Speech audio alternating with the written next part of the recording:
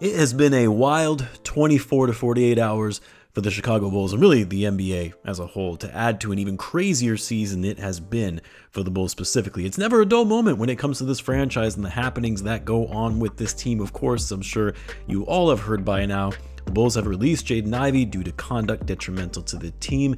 And despite what you'll hear, a lot of people saying that it was because he was simply expressing his religious beliefs and preaching the word of God, no, it was more than that. This has been an ongoing thing that was stewing and finally boiled over.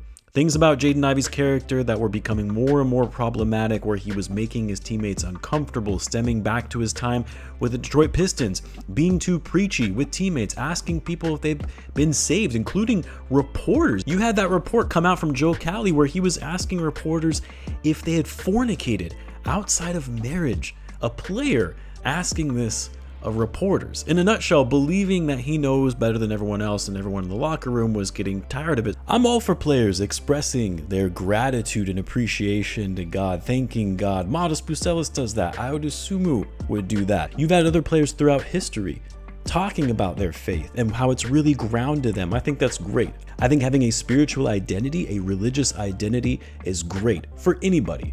But when you take it to a level of where you're now imposing your beliefs on others, you're making them uncomfortable with the discussions that you're trying to have with them, and you believe that what you're doing is right and what everyone else is doing is wrong, that's when it becomes a problem. And it's especially when it becomes a problem in the workspace. After all, this is a workspace like any other job. And that is where Jaden Ivey fundamentally missed the boat, and why he is now no longer on this team. So despite the outrage from a lot of fans, including a lot of people who went off on me in the comments in my last video, despite this narrative that's being spun up that the Chicago Bulls and the NBA hate Christians and hate Jesus, no, there were clearly levels to this, deeper issues that could not be ignored, and any employer would do the same thing if their employees were exhibiting the type of behavior and comments that were coming from Jaden Ivey. I know a lot of people don't like hearing that. I know a lot of people will continue to criticize me in the comments, unsub.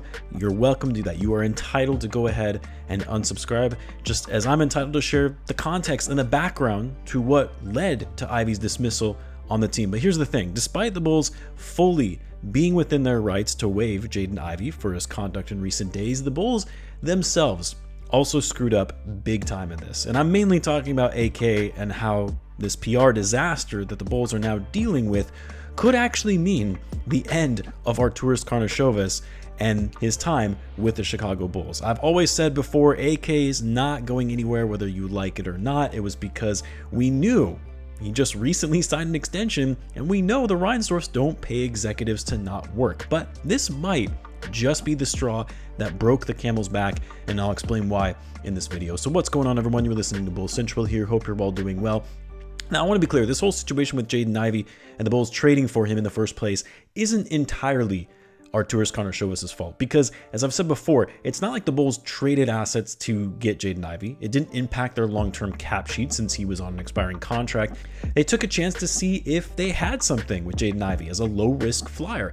If it doesn't work out, then you let him go, no harm, no foul. Like, there's no way they could have known that it would turn into this. That said, all of this has now actually turned into something, and the Bulls have to deal with the ramifications of this, where they're now being portrayed as anti-Christian and receiving a ton of backlash from a number of politicians. And so yes, while we can say there is no way they could have expected it to get this bad, even if they kind of knew a little bit about Jaden Ivey, it's still on the front office in any trade they make, any decision they make, to do their proper due diligence on a given player, not only on their play, but also on a personal level. And that clearly was not done here, or at least it wasn't done enough, because by all accounts, the Pistons had their issues with Jaden Ivey not fitting well in the locker room for all the reasons I described earlier. You can go back even further, and you have some saying the same thing about his days in college with Purdue. Like, there was clearly a history there.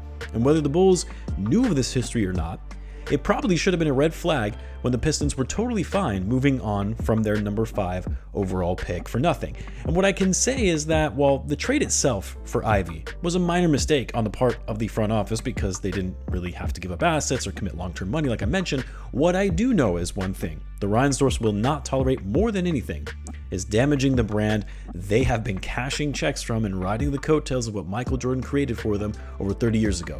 Damaging that, even if it's only a select fan base, and having people boycott the Chicago Bulls, which is not an exaggeration, by the way. There are a lot of people on social media right now saying to boycott the Bulls and the NBA over this.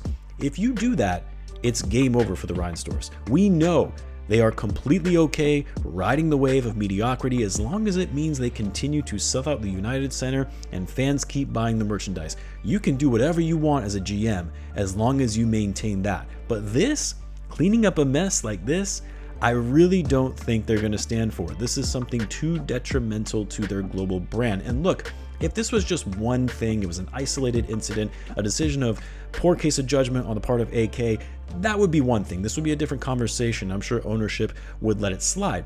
But this is yet another mess up, another blunder, another poor mark on AK and the front office and their tenure since they took over nearly 6 years ago. I'm not saying all their moves have been bad, but one playoff appearance, one playoff game win, botched trades, bad draft picks, those have happened far more than the good decisions that have been made. And now you top it off with this, a PR nightmare for the organization. Yeah, your days are probably numbered, especially now that we're hearing that Billy Donovan will likely be on his way out if Arturas Karnisovas is staying. That's also not going to make Jerry and Michael happy, who value and respect Billy Donovan greatly. There's clearly now a fracture in that relationship just based on the messaging that has been delivered from Billy Donovan since the trade deadline. It has been pretty clear that they were not fully aligned on the approach that AK took with revamping this team at the deadline. I don't know, maybe I'm getting my hopes up because I want to see this AK Mark Eversley tenure come to an end and the Bulls to start fresh with new management, but this is the first time under AK where I've actually felt like he is on the hot seat. The last thing I'll say is this: it's not a good look for the Bulls that when it's pretty clear a man is in need of some help, they just let him go and say, not our problem anymore. It would be good on them to do what they can in finding him the resources and help that he needs for any trauma he might be going through.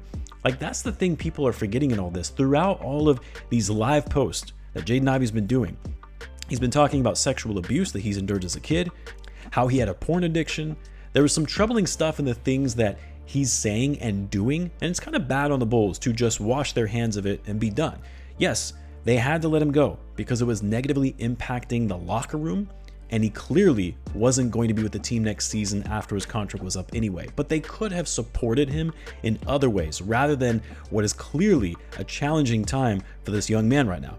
Anyway, what a weird season this has been for the Bulls. Can my team ever just give us a normal, fun season? Is that too much to ask? Anyway, I know some are probably over this topic regarding Jaden Ivey, but who knows? Maybe it will actually lead to AK getting dismissed. Let me know what you guys think. Let me know in the comments. As always, be sure to subscribe, and I will see you in the next one.